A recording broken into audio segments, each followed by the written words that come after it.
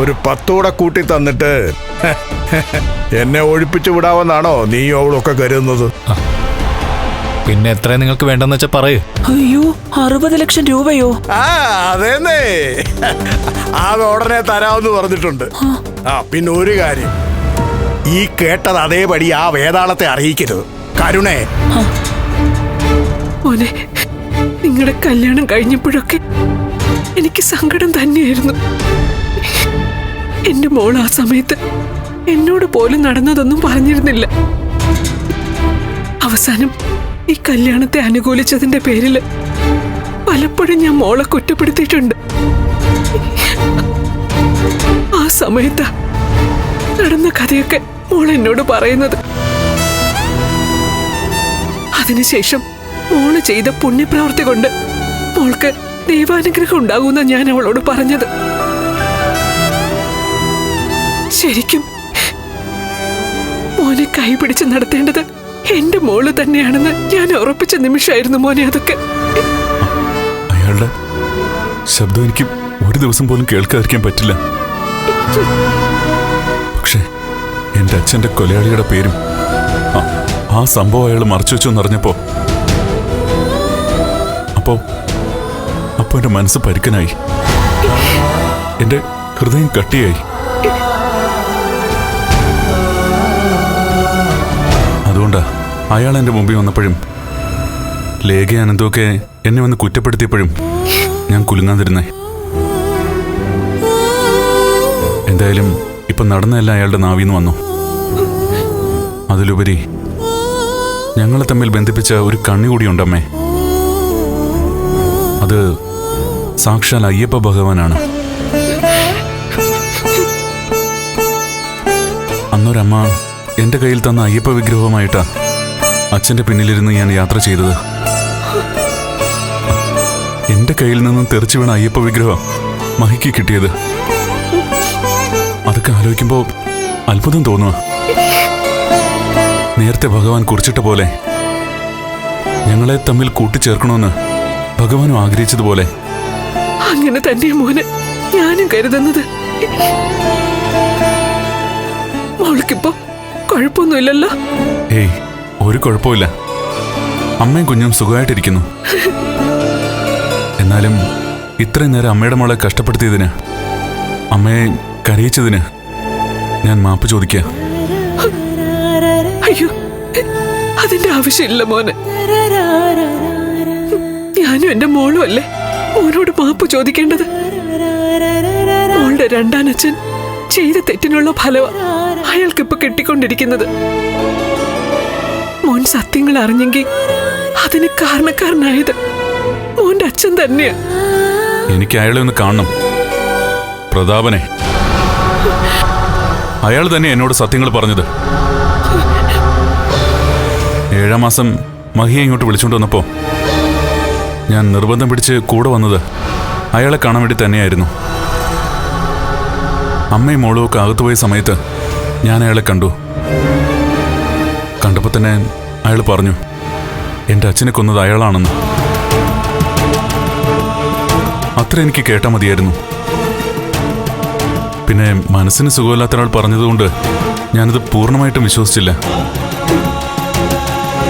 എന്നാൽ പിന്നീട് അനന്തൻ്റെ വീട്ടിൽ പോയ ശേഷം ഞാനൊരു കുറുക്കുവഴിക്ക് ഇറങ്ങി. എൻ്റെ മൊബൈൽ മറന്നു വെച്ചതുപോലെ അഭിനയിച്ചു. തിരികെ വന്ന് മൊബൈലെടുത്ത് വീട്ടിൽ പോയ ശേഷം അതിലെ സംസാരം കേട്ടപ്പോൾ എനിക്ക് എല്ലാ കാര്യങ്ങളും വ്യക്തമായി. എല്ലാം അറിഞ്ഞ ശേഷം ഇവിടേക്കൊന്ന് വരണമെന്ന് തോന്നി, അമ്മയൊന്ന് കാണണമെന്ന് തോന്നി. ഇനിയിപ്പോ അതൊരു ഭാരമായിട്ട് മനസ്സിൽ കൊണ്ട് നടക്കണ്ട. എൻ്റെ അച്ഛൻ്റെ കൊലയാളിയെ ഒന്ന് കാണണമെന്നുണ്ടായിരുന്നു. അയാളെ പക്ഷെ വളരെ നേരത്തെ ഞാൻ കണ്ടുവെന്ന് ഇപ്പോഴാണ് അറിയുന്നത്.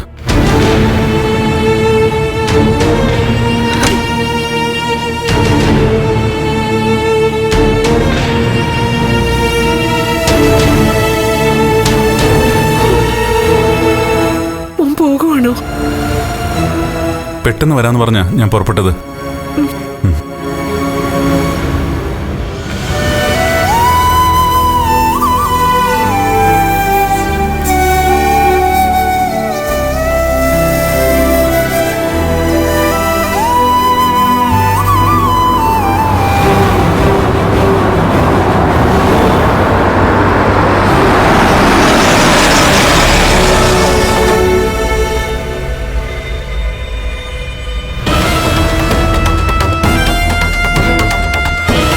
ഇവനെന്താ ഇവിടെ?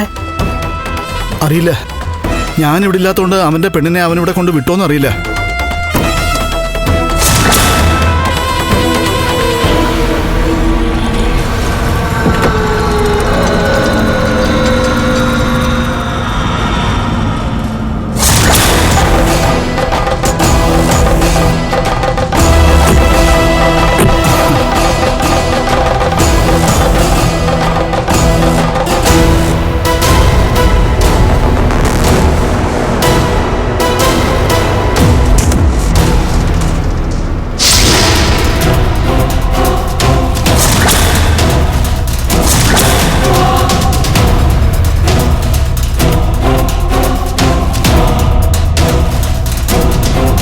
മോനെ കണ്ണ, സുഖാണോടാ?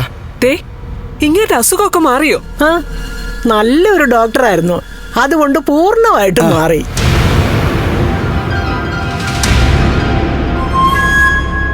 മോനെ കണ്ണ, നീ എപ്പോഴാ മോനെ വന്നത്? ആരാ എന്റെ അച്ഛനെ കൊന്നത്? ഞാനും എന്റെ അച്ഛനും കൂടെ ബുള്ളറ്റിൽ പോകുമ്പോ ഞങ്ങളുടെ വണ്ടിയിലേക്ക് ലോറി പായിച്ചു കയറ്റിയത് ആരാണെന്ന്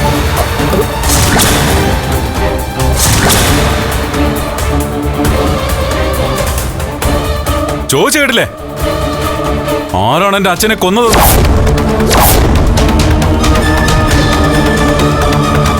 എന്നെ ഈ വീൽ ചെയറിൽ ആക്കിയത് ആരാണെന്ന്?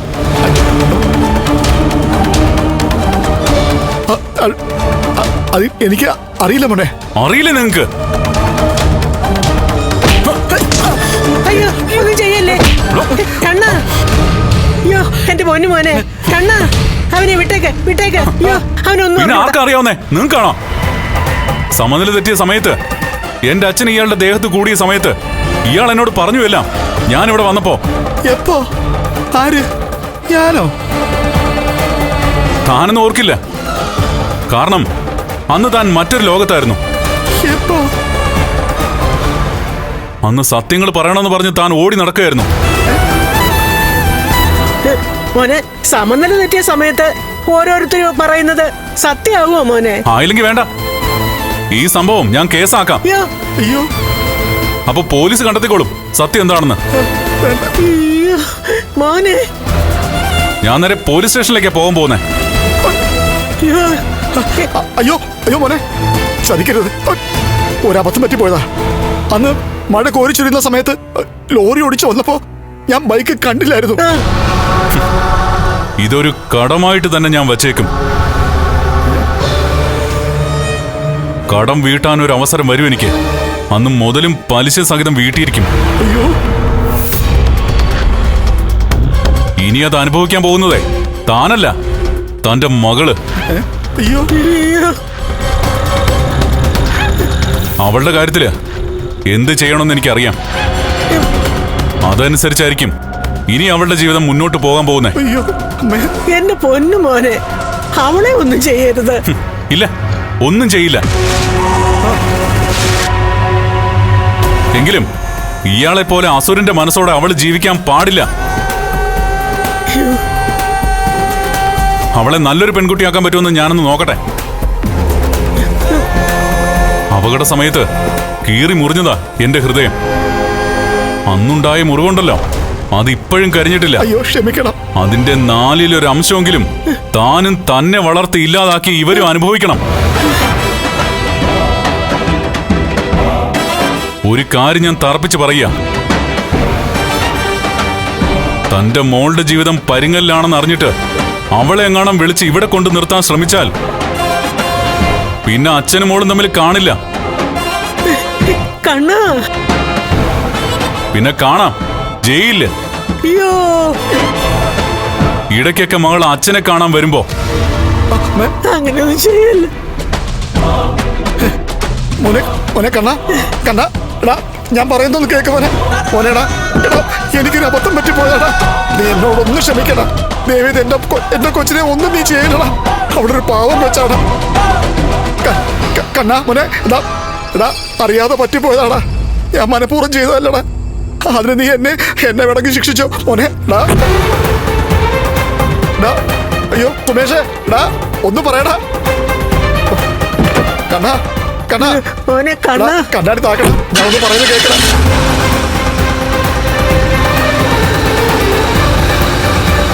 ഞാൻ പറഞ്ഞോട്ടാ. അയ്യോ അയ്യോ അയ്യോ. എന്റെ ദൈവമേ. നീ അവനോട് സത്യങ്ങളൊക്കെ അവനോട് പറഞ്ഞു കൊടുത്തേ. സത്യങ്ങൾ എങ്ങനെയാ അറിഞ്ഞെന്ന് കണ്ണ പറഞ്ഞില്ലേ? പിന്നെ എന്തിനാ എന്നോട് ചോദിക്കുന്നേ? അയ്യോ, ഞാൻ എപ്പോഴാ അവനോട് ഇതൊക്കെ പറഞ്ഞത് ആലോചിക്കണേ? അത് ആലോചിക്കാനൊന്നുമില്ല. ഇത് പറയാതിരിക്കാനാ എന്റെ വായില് ടേപ്പ് ഒട്ടിച്ചത്. ടേപ്പോ? എന്നിട്ട് എഴുന്നള്ളിച്ചിരിക്കുന്ന അത്രയും നീ പറഞ്ഞോളോ? ഓ, അതോ അതിനേക്കാൾ കൂടുതൽ പറഞ്ഞോ? അല്ല, അതിനേക്കാൾ കൂടുതലായിട്ട് എന്തോ പറയാനമ്മേ? അല്ല, എന്തെങ്കിലുമൊക്കെ കാണുമായിരിക്കും. ഇപ്പോഴെങ്കിലും പഴയപടിയായത് നന്നായി. അല്ലെങ്കിൽ ഈ ലോകം മൊത്തം വിളിച്ചു പറഞ്ഞോണ്ട് നടന്നേനെ. നീയാണ് ആ പോയവന്റെ അച്ഛനെ കൊന്നതെന്ന്. വന്ന ഇങ്ങോട്ടെ, ഗുളിക കൃത്യമായിട്ട് കഴിച്ചോണം. വാങ്ങട്ടെ, അഹങ്കാരിയെ. ഒരു ധൈര്യവും ഇല്ലല്ലോ എന്റെ ദൈവമേ. ഇവരെ കൊണ്ട് തോറ്റല്ലോ. അയ്യോ.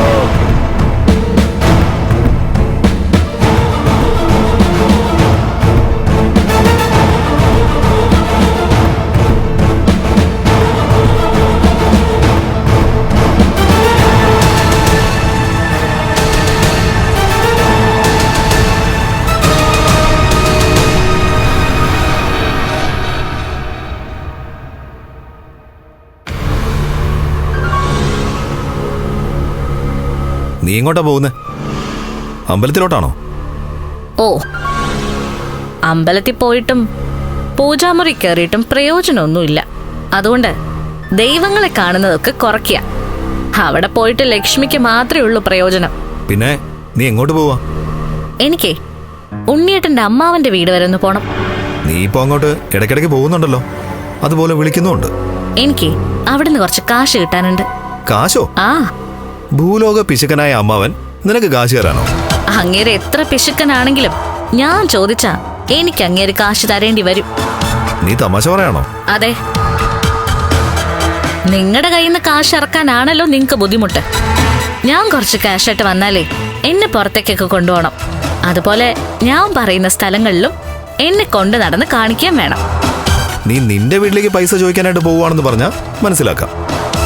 ഇത് അമ്മാവന്റെ വീട്ടിൽ പോയി ചോദിച്ചാൽ എനിക്ക് പോലും അങ്ങനെ 10 പൈസ തരത്തില്ല.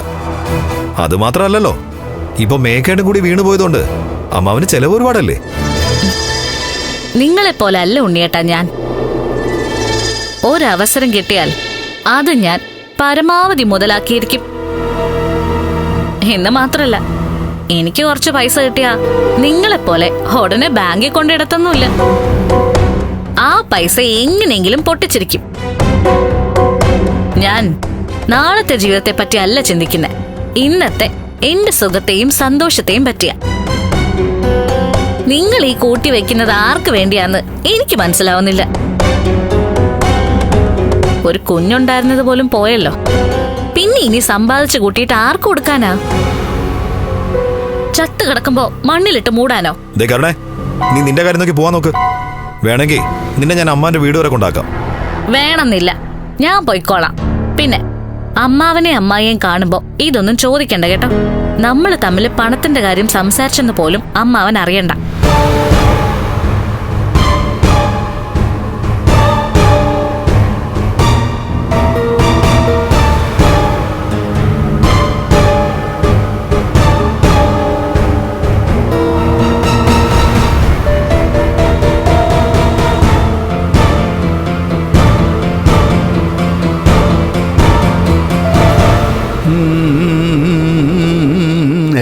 ആനക്കെടുപ്പത് പൊന്നുണ്ടേ, ആയിരപ്പറ മുത്തുണ്ടേ, മാണിക്യ കല്ലുകൊണ്ടേഴ് നിലയുള്ള കുട്ടാരമുണ്ടേ. ആനക്കെടുപ്പത് പൊന്നുണ്ടേ, ആയിരപ്പറ മുത്തുണ്ടേ. സന്തോഷം കൊണ്ട് നിങ്ങൾ നിലത്തൊന്നും അല്ലല്ലോ. എടി വിളിച്ചടി, അനന്തു വിളിച്ചു, പണം റെഡിയാണെന്നും പറഞ്ഞു. അത് ഞാൻ പോയി കളക്ട് ചെയ്തോണ്ട് വരട്ടെ? അല്ല, ഞാനും കൂടി വരട്ടെ. 60 ലക്ഷം രൂപയില്ലേ? എടി 60 ലക്ഷമല്ല, 60 കോടിയായാലും ഒരു പെട്ടിക്കകത്ത് വെച്ചേ അത് നമുക്ക് തൂക്കിക്കൊണ്ടുവരാവുന്നല്ലേ ഉള്ളൂ. എന്നാലും ഇത്രയും വലിയ തുകയല്ലേ? ഇടയ്ക്ക് വെച്ച് പോലീസുകാരും വല്ലതും പിടിച്ചാലോ? ആ, അതുമാത്രമല്ല, വാമേട്ട ഇങ്ങനെ ഒരു ചതി ചെയ്യുന്നത് കൊണ്ട് ഇനി അവര് തരുന്നത് കള്ളനോട്ട് വല്ലതും ആണെങ്കിലോ? നിന്നെ പോലുള്ള ഭാര്യയെ നല്ല വിളിക്കേണ്ടത് ശകുനം മുടക്കിന്ന. എടീ, നല്ല നോട്ടുമായിട്ട് ഞാൻ വരുമ്പോ എനിക്കൊരു കുഴപ്പമില്ല. എന്ന് വെച്ചാ ഈ നാട്ടിലെ ഏറ്റവും വലിയ ബിസിനസ്സുകാരന്റെ ഭാര്യയാണ് മഹാലക്ഷ്മി. ഇപ്പോ അവന്റെ പാർട്ട്ണറാണ്. അവളാണ് എനിക്ക് പണം തന്നെന്ന് പറഞ്ഞാലേ ആ പണത്തിനുള്ള രേഖകളൊക്കെ അവളുണ്ടാക്കിക്കോളും. എന്ന് വെച്ചാ ഞാൻ കൊണ്ടുവരുന്നത് ബ്ലാക്ക് മണി പോലും അല്ല എന്നർത്ഥം. അതുകൊണ്ടൊന്ന് നമ്മൾ എവിടെ വെക്കും? ഇവിടെ കൊണ്ടുവന്നിട്ട് നമുക്ക് തെങ്ങിന്റെ ചുവട്ടിൽ വെട്ടിമൂടാം. തെങ്ങിനത് വളവാകട്ടെ. അതല്ല മനുഷ്യ, എന്തായാലും 500ന്റെ നോട്ടുകെട്ടുകളായിരിക്കുമല്ലോ തരാൻ പോകുന്നത്. അത് ഇവിടെ കൊണ്ടുവന്ന് വയ്ക്കുമ്പോ നോട്ട് നിരോധനം വന്നാലോ? ഇതുകൊണ്ടാണ് നിന്നെ ശകുനം മുടക്കിന്ന് ഞാൻ വിളിച്ചത്. എടി, ഞാൻ 60 ലക്ഷം വാങ്ങിയ കാര്യം ബന്ധപ്പെട്ടവർ അറിഞ്ഞോടി, നോട്ട് നിരോധനം വരാനായിട്ട്. എന്തായാലും വീട്ടിനകത്ത് വയ്ക്കുന്ന സേഫ് അല്ല വാമേട്ട. എടി, പണം കിട്ടിക്കഴിഞ്ഞാല് ഞാൻ കുറെ നാള് കൺസ്ട്രക്ഷൻ ഫീൽഡിൽ വർക്ക് ചെയ്തിട്ടുണ്ടല്ലോ. അതുകൊണ്ട് ആ ഫീൽഡുമായി ബന്ധപ്പെട്ട ഈ നാട്ടിലെ വലിയ വലിയ ആൾക്കാരെയൊക്കെ എനിക്കറിയാം. അവരുടെ കയ്യിൽ ഇത് കൊടുത്താലേ നാളെ പ്രമാണം ചെയ്തു തരും 1.5 കോടിയുടെ പ്രോപ്പർട്ടി. അയ്യോ, 1.5 കോടിയുടെ പ്രോപ്പർട്ടിയോ? അപ്പൊ ബാക്കി തുക ആര് കൊടുക്കും? മഹാലക്ഷ്മി തരും. വാമദേവൻ കൊടുക്കും. ഈ 60 കൊണ്ട് ഒന്നും അവസാനിക്കുന്നില്ലടി. ഞാൻ പറഞ്ഞില്ലേ, ഇതൊരു ടോക്കൺ മാത്രമാ. ആദ്യം 10 ചോദിച്ചു, പിന്നെ 15 ആക്കി. അപ്പോഴാ അവന്റെ അമ്മായി അച്ഛന്റെ ഒരൊറ്റ സെറ്റിൽമെന്റ്. എന്നാ പിന്നെ ആയിക്കോട്ടെ. പക്ഷേ ഇതെന്നെ സംബന്ധിച്ചിടത്തോളം വെറും ടോക്കണാ. ഇനി എത്രയെത്ര 60കൾ വരാൻ കിടക്കുന്നു. മേഘൻ മുകളിലോട്ട് നോക്കി കിടക്കുവാണെങ്കിലും ഇപ്പൊ എന്തൊക്കെയോ ചെറിയ മാറ്റങ്ങളൊക്കെ അവനുണ്ട്. മരുന്നിന്റെ ശക്തിയാണെന്നാ തോന്നുന്നേ. നമ്മൾ പറയുന്നത് എല്ലാം അവന് മനസ്സിലാവുന്നുണ്ട്. അവന് ആശ്വാസം കിട്ടാൻ വേണ്ടിയിട്ട് ഞാൻ പറയാം, നിങ്ങൾക്ക് 60 ലക്ഷം കിട്ടാൻ പോവാണെന്ന്. കാശ് കിട്ടുമെന്നറിഞ്ഞാ നിങ്ങളെ പോലെ തന്നെ അവനും. അവന്റെ മുഖം തെളിയും. അതറിയാവുന്നോണ്ട് അവനോട് ഞാൻ ഇതൊക്കെ പറഞ്ഞു കഴിഞ്ഞടി. ആണോ? എന്തായാലും കിട്ടുന്ന പൈസയെ കുറച്ച് അവന്റെ ചികിത്സയ്ക്ക് വേണ്ടി മാറ്റിവെക്കണം. അവനൊന്ന് എഴുന്നേറ്റ് കഴിഞ്ഞാൽ പിന്നെ ഞാനും അവനും കൂടെ ആയിരിക്കും മഹാലക്ഷ്മി അനന്തൂനെ ലേഖയൊക്കെ പൊരിക്കാൻ പോകുന്നു.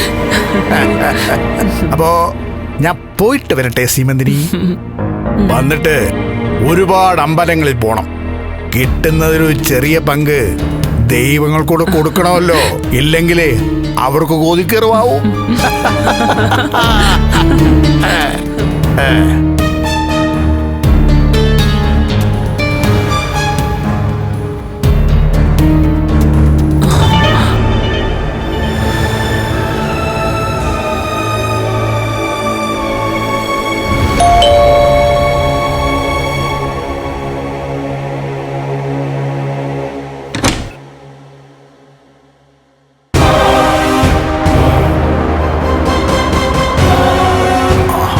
മോളായിരുന്നു, കൃത്യസമയത്ത് തന്നെ എത്തിയല്ലോ. എന്തായി കാര്യങ്ങള്? മോളെ, ഞാൻ വാക്കു പറഞ്ഞ വാക്ക. ഞാൻ മടങ്ങി വരുമ്പോ എന്റെ കയ്യിൽ 5 ലക്ഷം ഉണ്ടാവും. മോക്കത് ഐശ്വര്യമായിട്ട് വാങ്ങിക്കൊണ്ട് പോവാം. ഇന്നവള് പൈസ തരുവോ? അവളല്ല, അവനാണ് പൈസ തരുന്നത്. അനന്തു. അവൻ കണ്ണന്റെ ക്ലോസ് ഫ്രണ്ട് അല്ലേ. എല്ലാ മാസവും ഇതുപോലെ 5ഉം 10ഉം വെച്ച് കിട്ടുമായിരിക്കോ? മോളെ, മനുഷ്യനായാലേ ഇത്രയും അത്യാഗ്രഹം പാടില്ല കേട്ടോ. എന്റെ അമ്മായി അമ്മാവനൊക്കെ പൈസയോട് ഒരുപാട് ആർത്തിയുള്ള കൂട്ടത്തിലാ. അതുപോലെ തന്നെ ഞാനും. അങ്ങനെ പൈസയോട് മോഹം ഉള്ളതുകൊണ്ടാണല്ലോ ഉണ്ണിയേട്ടന്റെ അച്ഛനെ കൊല്ലണമെന്നും പറഞ്ഞ് എന്റെ അച്ഛന് പണം കൊടുത്തത്. അന്ന് ഉണ്ണിയേട്ടന്റെ അച്ഛൻ മരിച്ചില്ലായിരുന്നെങ്കിൽ അവൻ പാപ്പരായി പോയേനെ. ആ കഥയൊക്കെ എനിക്കറിയാം. പഴയ കഥകളൊന്നും ഇനി സംസാരിക്കണ്ട മോളെ. നിന്നോട് ഞാൻ ഒരു വാക്ക് പറഞ്ഞിട്ടുണ്ട്, അത് പാലിച്ചിരിക്കും. അമ്മാവന് 10 ലക്ഷം രൂപയാണല്ലോ കിട്ടുന്നത്. ആ 5 ലക്ഷം. 5 ലക്ഷോ? ആ അതെ, എനിക്കഞ്ച്, മോക്കഞ്ച്. ആ അല്ല, മൊത്തത്തില് 10 കിട്ടില്ലേ? അത് കിട്ടും. അതിന്റെ പകുതി മോക്കല്ലേ, അപ്പൊ പിന്നെ എനിക്ക് 5 ലക്ഷം അല്ലേ കിട്ടുള്ളൂ. ഞാൻ മൊത്തത്തിൽ കിട്ടുന്ന കാര്യാ ചോദിച്ചത്. ഉള്ളത് കിട്ടട്ടെ മോളെ. ആ എത്ര കിട്ടിയാലും അത് വെറുതെ കിട്ടുന്നതല്ലേ. ആ എന്നാ പിന്നെ ഞാൻ പോയിട്ട് വരാം. മോള് ഇവിടെ തന്നെ കാണുമല്ലോ അല്ലേ? 5 ലക്ഷം കിട്ടുന്ന കാര്യല്ലേ, അതുകൊണ്ട് അമ്മാവൻ വന്നിട്ടേ പോകുന്നുള്ളൂ. എന്നാ പിന്നെ മോക്ക് എന്താ വേണ്ടെന്ന് വെച്ചാ ഉണ്ടാക്കി കൊടു.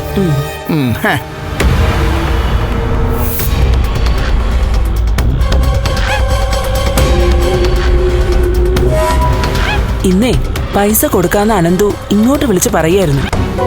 അമ്മായി, ഇപ്പൊ ശരിക്കും പറഞ്ഞ ജീവിക്കുന്നത് ലക്ഷ്മിയാ. എന്റെ ഒക്കെ ജീവിതം ഇപ്പൊ കയ്യാലപ്പുറത്തെ തേങ്ങ പോലെയാ. ഉണ്ണേട്ടനുമായിട്ട് എത്ര കാലം ഇതേ രീതിയിൽ പോകാൻ പറ്റുന്ന എനിക്കറിയില്ല. അവിടെ പക്ഷേ കണ്ണേട്ടനെ ഒരിക്കലും വേർപിരിയാൻ ലക്ഷ്മിക്ക് പറ്റില്ല. അതുകൊണ്ട് അവള് കമലേശ്വരത്തെ മരുമോളായിട്ട് തുടരാൻ എന്തൊക്കെ ചെയ്യാൻ പറ്റുമോ അതൊക്കെ ചെയ്തിരിക്കും. അതുകൊണ്ട് ഇടയ്ക്കിടയ്ക്ക് അമ്മാവൻ ഇതുപോലെ അവളോട് പൈസ ആവശ്യപ്പെടാം. അതവൾക്ക് തരില്ല എന്ന് പറയാൻ പറ്റില്ല. ഇന്നവള് കോടികളുടെ മുകളിലാ. അതൊക്കെ അവളുടെ സാമർഥ്യം കൊണ്ട് നേടിയെടുത്തതാ. അങ്ങനെയുള്ളപ്പോ നമ്മളും കുറച്ച് സാമർഥ്യമൊക്കെ കാണിക്കണ്ടേ അമ്മായി? അവള് കോടികൾ കൊയ്യുമ്പോ അതിന്റെ ഒരു ഭാഗം നമുക്ക് കിട്ടണം. അതിന് ദൈവം കാണിച്ച മാർഗമാ.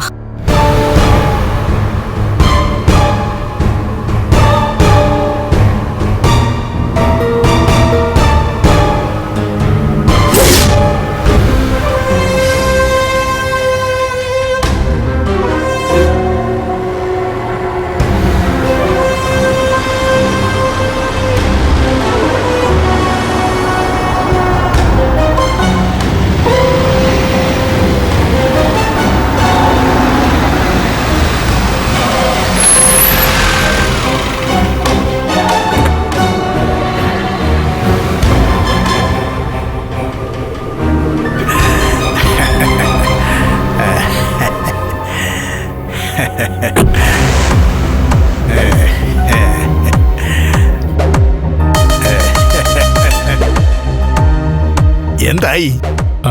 കാറിനകത്ത് കാശുണ്ട്, പക്ഷേ 60 ലക്ഷം. പിടി വീണ് കഴിഞ്ഞാ പിന്നെ ബ്ലാക്ക് മണിയാ. അങ്ങനെ പിടിയൊന്നും വീഴത്തില്ലെന്നേ. ഞാൻ എത്ര ബ്ലാക്ക് കൈകാര്യം ചെയ്തിട്ടുള്ളതാ.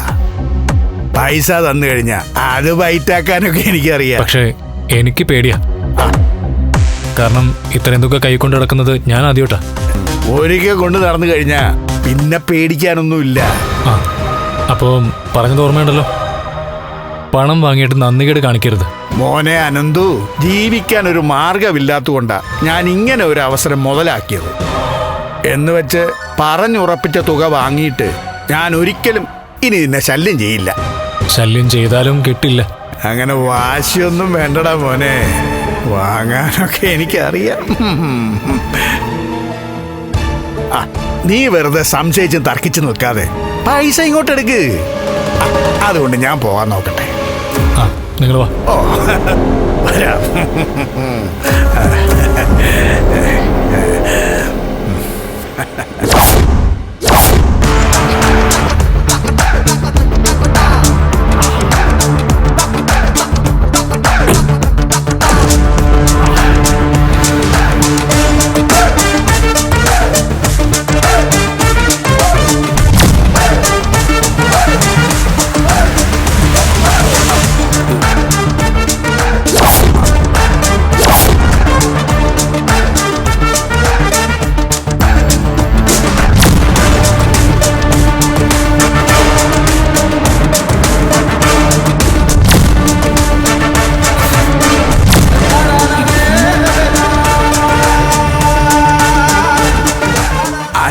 ഇവരൊക്കെ ഇവരാണ് പൈസ ആയിട്ട് വന്നിരിക്കുന്നത്.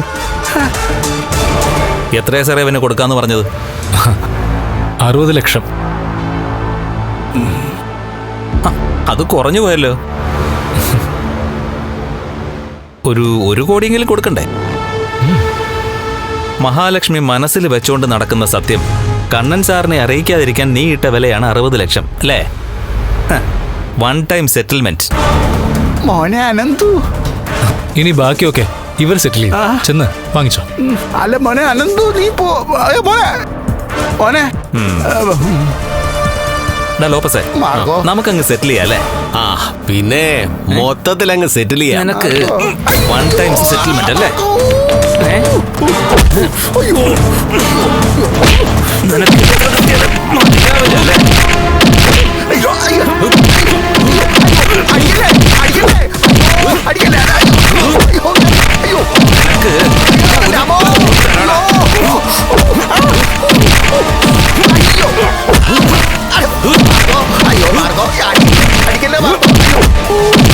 ആ ഇനി മതി. ഇങ്ങോട്ട്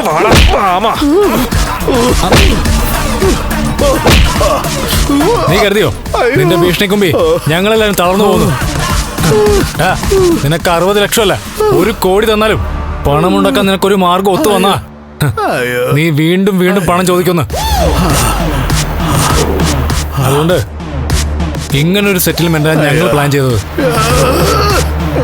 പിന്നെ കണ്ണനോട് നീ ഏതാണ്ടൊക്കെ പറയുമെന്നാണല്ലോ പറഞ്ഞത്. പറഞ്ഞോ? അപ്പോ കണ്ണൻ എങ്ങനെയാ പ്രതികരിക്കുന്നെന്ന് നിനക്ക് മനസ്സിലായിക്കോളും.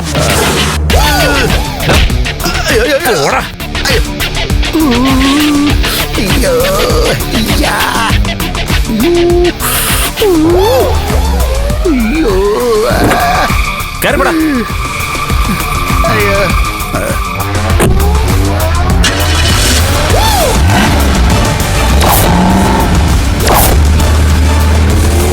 സാറ് വന്ന് തടസ്സം പിടിച്ചോണ്ടാ, അല്ലെങ്കിൽ അവനെ വീണ്ടും വീൽ ചെയറിൽ ഇരുത്തായിരുന്നു. അതെ അതെ, അവനൊക്കെ ഇറങ്ങി നടക്കുമ്പോഴല്ലേ ഇങ്ങനെ ഓരോന്ന് ചെയ്യുന്നത്.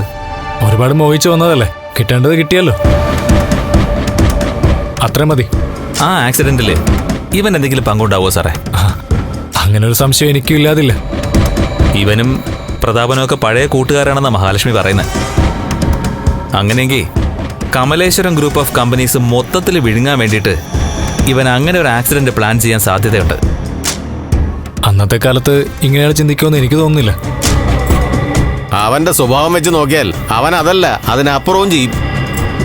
ഇനി നമ്മൾ സംശയിക്കുന്ന പോലെ എന്തെങ്കിലും സംഭവിച്ചിട്ടുണ്ടെങ്കിൽ അതും നമ്മളറിയും. അല്ലെങ്കിൽ കണ്ണന്റെ അച്ഛൻ തന്നെ നമ്മളെ അറിയിക്കും.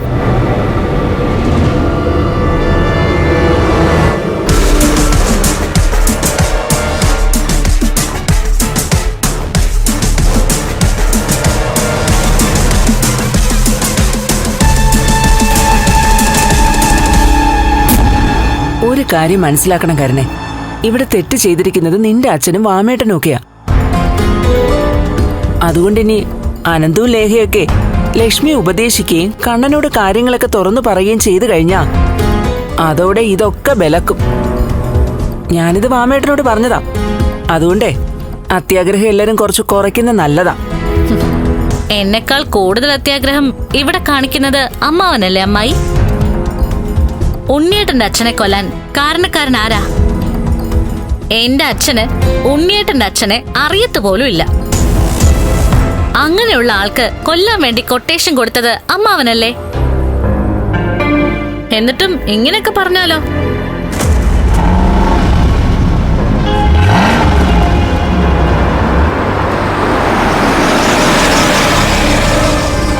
ആ അങ്ങേര് വന്നിട്ടുണ്ട്.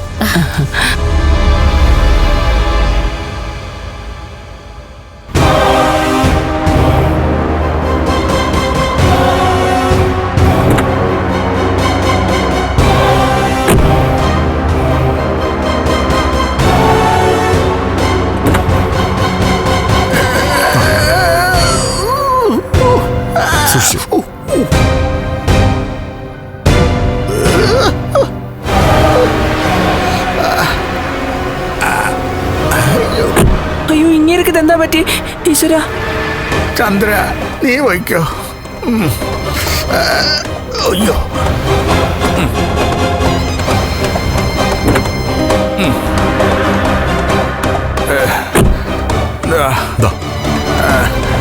ഇത് നീ വെച്ചോ. ശരി. അയ്യോ അയ്യോ അയ്യോ അയ്യോ. പൈസയാണോ ഇത്? അവക്ക് പൈസയാണ് പ്രധാനം. എന്റെ അവസ്ഥ കണ്ടില്ലേ? കിട്ടുന്നത് ഇപ്പൊ ആദ്യം തരാമെന്നല്ല പറഞ്ഞത്. ദാ എടുത്തോ, ശരിക്ക് കിട്ടിയിട്ടുണ്ട്. ശരീരവാസകലം ചതച്ചാ വിട്ടത്. ആരെ? ആനന്ദ് വിളിച്ചത് പൈസ തരാൻ അല്ലടി സീമന്തിനി. അവൻ കാറി കൊണ്ടുവന്നത് പൈസ അല്ല, പകരം ആ കാറിൽ നിന്ന് ഇറങ്ങിയത് മാർക്കോയോ അവന്റെ കൂട്ടുകാരനുമാ. അയ്യോ അയ്യോ, തല്ലി തവിട് പൊടിയാക്കി. വരുന്ന വഴി വേണ്ട ആശുപത്രി കയറിയിട്ടാ വരുന്നത്. ഞാൻ പറഞ്ഞതാ അവ അങ്ങോട്ട് വിളിക്കുമ്പോഴേ സൂക്ഷിക്കണോന്ന്. അവരിത്രയ്ക്ക് ധൈര്യം കാണിക്കാനുള്ള കാര്യം എന്താ അമ്മാവാ? എനിക്കൊന്നും അറിയത്തില്ല മോളെ. കണ്ണനോട് പോയി സത്യം പറയാനാ ആനന്ദ് പറഞ്ഞത്. എനിക്ക് തോന്നുന്നത് കണ്ണനോട് അവരെല്ലാം പറഞ്ഞിട്ടുണ്ടെന്നാ. ഇതിന്റെ ഒന്നും ആവശ്യമില്ലെന്ന് ഞാൻ പറഞ്ഞതാ. ഇനിയിപ്പൊ കണ്ണൻ പ്രതാപനെതിരെ കേസ് കൊടുത്താലോ? അച്ഛനെ പോലീസുകാര് പിടിച്ചോണ്ട് പോയാ ഉറപ്പായിട്ടും അച്ഛൻ അമ്മാവന്റെ പേര് പറയും. ഇപ്പൊ തന്നെ പകുതി അത്ത ശരീരമാ എന്റെ. ചാകാൻ കിടക്കുന്നവരെ നീ തൂക്കിക്കൊല്ലല്ലേ മോളെ. അങ്ങനെ കേസ് നടക്കുകയാണെങ്കിൽ എന്റെ അച്ഛനെ അമ്മാവൻ രക്ഷിക്കണം. എന്റെ അച്ഛന്റെ കേസ് നടത്തണം. 10 പൈസ ഉണ്ടാക്കാനാ ഞാൻ ഈ കളി കളിച്ചത്. എന്നിട്ട് അത് കിട്ടിയില്ല എന്ന് മാത്രമല്ല, ഇനി കുടുംബം വിറ്റ് ഞാൻ കേസ് നടത്തണോ മോളെ? എന്റെ അച്ഛന്റെ അവസ്ഥ അതാ. കേസ് നടത്തുകയാണെങ്കിൽ കുടുംബം വിൽക്കേണ്ടി വരും. എന്തായാലും വലിയ പ്രതീക്ഷയോടെ ഞാൻ വന്നത്. ഇത് വല്ലാത്ത നിരാശയായി പോയി. എന്റെ ദേഹത്ത് പരിക്ക് പറ്റിയതിൽ നിനക്കൊരു വിഷമോ ഇല്ലയോ മോളെ? എനിക്ക് ഒരു വിഷമോ ഇല്ല. അമ്മാവൻ കാരണം ഇപ്പൊ എല്ലാവരും ഇങ്ങനെ കിടന്ന് നട്ടം തിരിയുന്നത്. ലക്ഷ്മിയുടെ കണ്ണന്റെ ഒക്കെ മുന്നില് തല താഴ്ത്തി നിൽക്കേണ്ടി വരുന്നതും അതുകൊണ്ട് മാത്രമാ. കിട്ടേണ്ടത് തന്നെ അമ്മാവന് കിട്ടിയത്.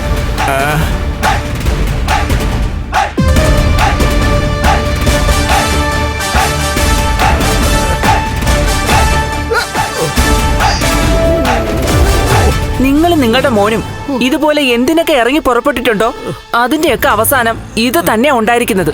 അതിലൊരു മാറ്റവും. തല്ലെരന്ന് വാങ്ങി കിടപ്പിലാകുന്ന ഒരു അച്ഛനും മോനും. ഒരുത്തനാണെങ്കിൽ ജഡ കണക്കെ കിടക്കുന്നത്. അതിന്റെ കൂടെ അങ്ങനെ തല്ല് വാങ്ങിച്ചോണ്ട് വന്നിരിക്കുക.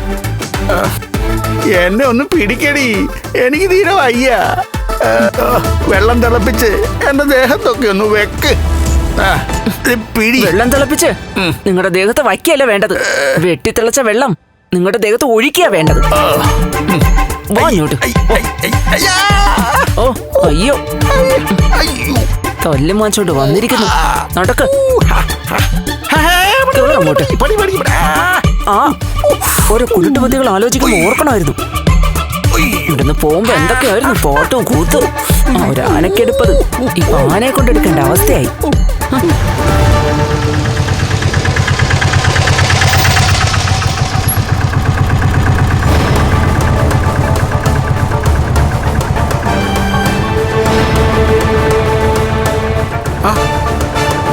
എത്രയാ ചേട്ടാ? 50.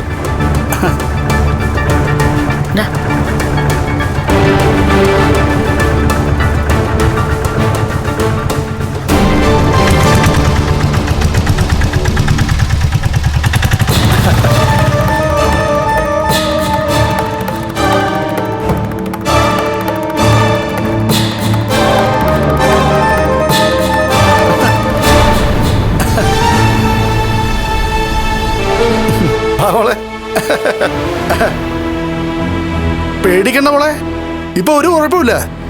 വട്ടൊക്കെ മാറിയോ? പിന്നെ എന്നേ മാറി. അങ്ങനെ വട്ട് മാറിയ സമയത്ത് കണ്ണനെ വിളിച്ച് അച്ഛൻ നടന്ന കാര്യങ്ങളൊക്കെ വിളിച്ച് പറഞ്ഞായിരുന്നോ? ഏയ്, ഞാനൊന്നും പറഞ്ഞിട്ടില്ല.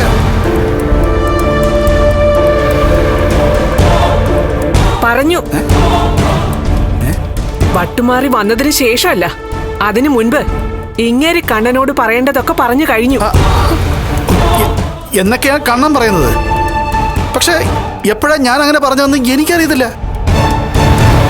അതെന്താ അറിയാത്തത്?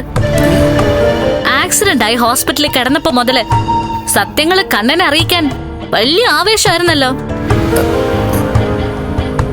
അതിനു വേണ്ടി ആരുടെ എല്ലാം കൈയും കാലും പിടിച്ചതാ. അന്ന് 7-ാം മാസത്തെ ചടങ്ങ് കഴിഞ്ഞ് കണ്ണൻ ഇങ്ങോട്ട് വന്നല്ലേ മോളെ. ആ സമയത്ത് ഞങ്ങൾ ആരും കാണാതെ കണ്ണൻ ഇങ്ങേരെ കണ്ടിരുന്നു. ആ നേരത്ത് സത്യങ്ങൾ ഇങ്ങേരെ വിളിച്ചു കൂവിയത്. അതിനുശേഷം കണ്ണൻ ആർക്കും മുഖം കൊടുത്തിട്ടില്ല, ലക്ഷ്മിക്ക് പോലും.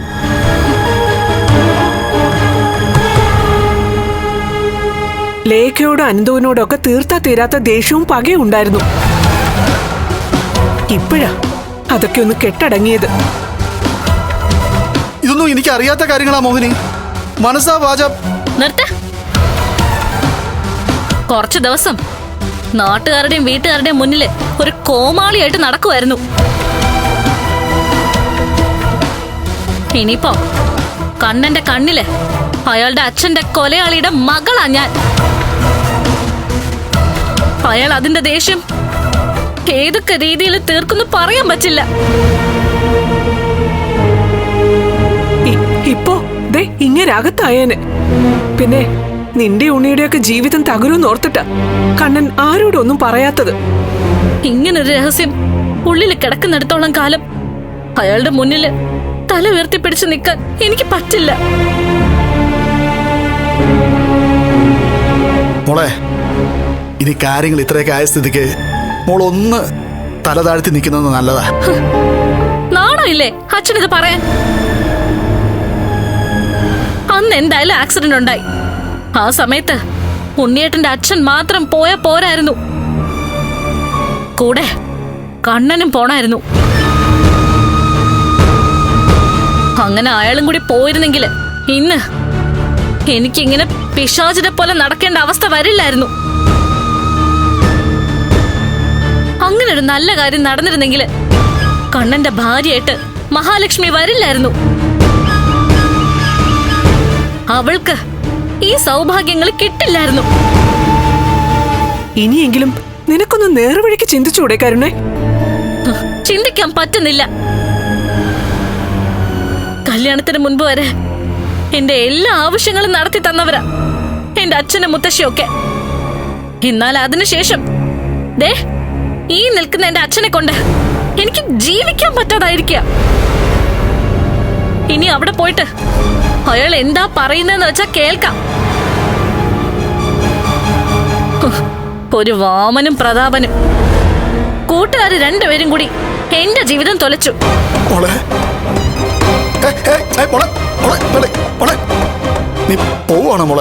പിന്നെ ഇവിടെ നിന്നിട്ട് എന്താ പ്രയോജനം?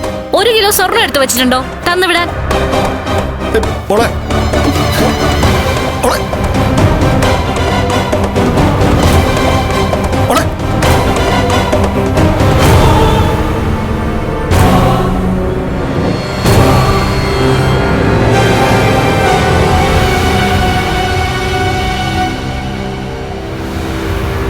കണ്ണനോടും കണ്ണന്റെ അച്ഛനോടും ചെയ്ത കൊടും ചതിക്ക് നിങ്ങളുടെ മകള് തന്നെ നിങ്ങളെ തള്ളി പറയും.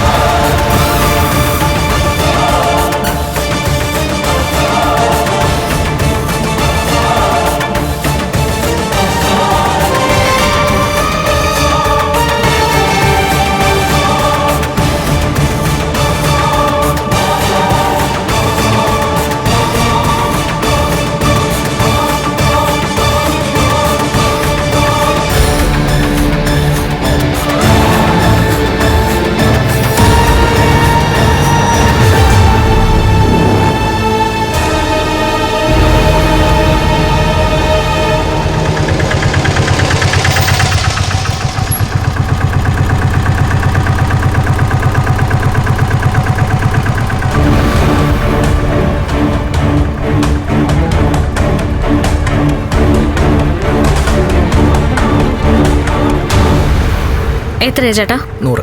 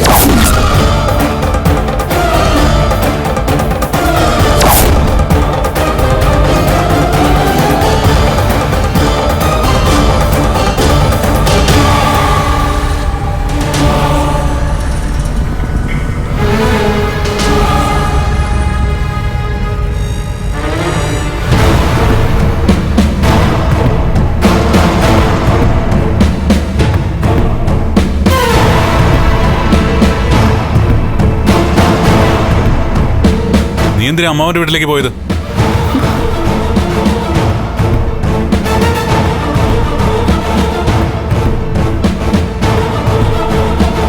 അയാൾക്ക് കിട്ടുന്ന പൈസയുടെ പകുതി തരാന്ന് പറഞ്ഞോ? അതെന്താ കണ്ണേട്ടൻ അങ്ങനെ ചോദിച്ചേ? അല്ലെങ്കിൽ അമ്മാവന്റെ വീട്ടിലോട്ട് സർക്കിട്ട് പോവാത്തതാണല്ലോ.